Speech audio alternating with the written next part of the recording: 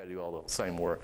But let's come back to what I'm saying. If you know your end in mind, if you know at least enough about your business and what you're doing to know what you're capable of now, all you have to do is reproduce your success.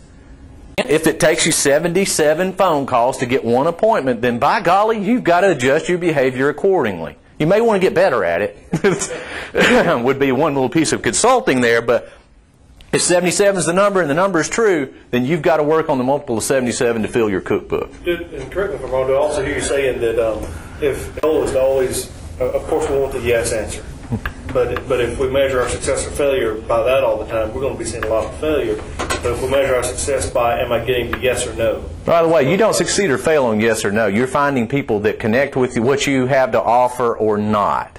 It's not success or failure. Is that true for everyone?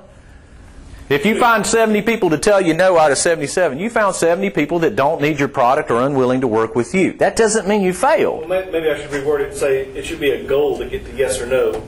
And then I can know, I got to know, and I was successful in finding that out. Right, that's your end in mind. Yeah. No, that's what I said, I just mumbled it. Okay. Don't get caught in the maybe. Actually, you just what you That's the biggest lesson, isn't it? That's the greatest sales lesson ever. Well, yeah, I mean, you can hit a no and say, well, I was successful. I found out. I found the truth. And if you work your plan and you work it diligently and the numbers don't click, and you can honestly be comfortable with yourself, and you've done what you're supposed to do.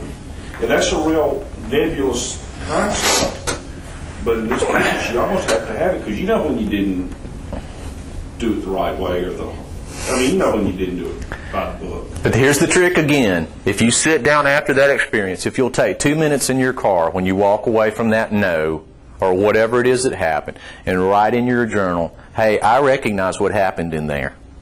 Here's what happened. Here's why it didn't go well. Here's what I tried to do to maybe rescue the situation. Maybe that worked or didn't work either. Here's a documentation piece for how to do it wrong. Don't do that again. You know, smart people learn their lesson and they prosper from it.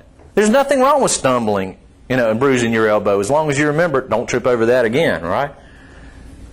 It's the whole thing. Let me give you a couple.